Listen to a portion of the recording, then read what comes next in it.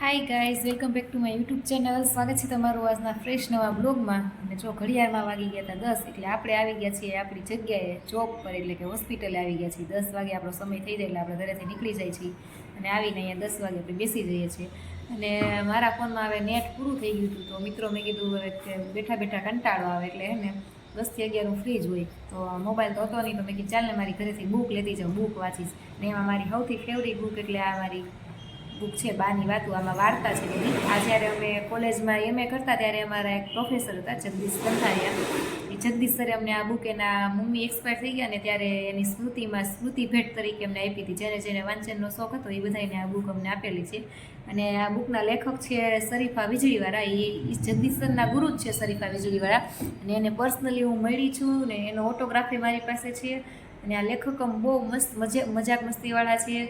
અને આમ એકદમ સ્વભાવે કડકે છે અને સારી સારી બુક એને લખેલી છે. મેં ઘણી ખરી બુક એની વાંચી પણ છે. એમાં મારી આ ફેવરિટ બુક છે આ લેખકની. કેમ કે આ જે બુક છે ને એમાં એને વાર્તા લખી છે ને આ વાર્તા બધી એને એના બાએ કીધી છે. અને એ બા એના કહેતા ગયા ને પછી એને જેટલી જેટલી વાર્તા યાદ રહી એ વાર્તા એને અહીંયા એક બુક તરીકે રજૂ કરી છે. હું તમને હમણાં બેક સાઈડ કેમેરો કરીને પછી આખી બુક બતાવીશ. તો બહુ સરસ મજાની બુક છે અને જગદીશ સરે આ બુક આપી છે તો મેં સાચવીને રાખી છે. હજી આ બુક મારી પાસે છે અને મને બહુ ગમે છે. મેં કેટલી 7-8 વખત તો આ વાંચી નાખી છે, તોય હું આજે આ ફરી એકવાર વાર્તા વાંચવા માટે લાવી છું. મને વાંચનનો આમ તો શોખ છે, પણ હવે મેરેજ પછી કંઈ ખાસ વાંચવાનો સમય નથી રહેતો એટલે હું ઓછું વાંચું છું. પણ આજે સમય મળ્યો છે તો મેં કીધું લાય આ એક બુક વાંચું. અને મારી પાસે બીજી બધી ઘણી ખરી બુક છે અને મારી પર્સનલ ડાયરી પણ હું સાથે લેતી આવી છું. આજે જો આમાં ક્યારેક ક્યારેક હું લખું છું, મારું જે કાંઈ હોય મનમાં આવતું હોય એ બધું લખું. અને બીજી સ્ટોરી ને એવું હું લખું છું, પણ હજી એ બુક નથી લાવી હું સાથે અત્યારે હું ખાલી 2 જ બુક લઈ આવી છું અહીંયા આ બુક વાંચવા માટે. જો તમને પહેલાં 2 બુક બતાવી દઉં. જો મિત્રો, આ બુકનું નામ છે બાની વાતું અને એના કથક એટલે એ શરીફાબેન વીજળીવાળા જે છે એના બાનું નામ છે હાજરાબેન વીજળીવાળા અને એની રજૂઆત એટલે કે લેખક છે શરીફાબેન વીજળીવાળા. આ બુક એને બાએ જે વાર્તા કીધી હતી ને એ વાર્તા પછી એને લખી છે. અને આ બુક અમને જો 5 તારીખે 10મા મહિનામાં 2015માં આપી હતી, ત્યારે હું એમએ કરતી ત્યારે. અને આ જગદીશ સરે આપી હતી ને એના મમ્મીનું નામ છે ડાહીબેન નાથુભાઈ કંથારિયા. એની સ્મૃતિમાં અમને આ બુક આપી હતી.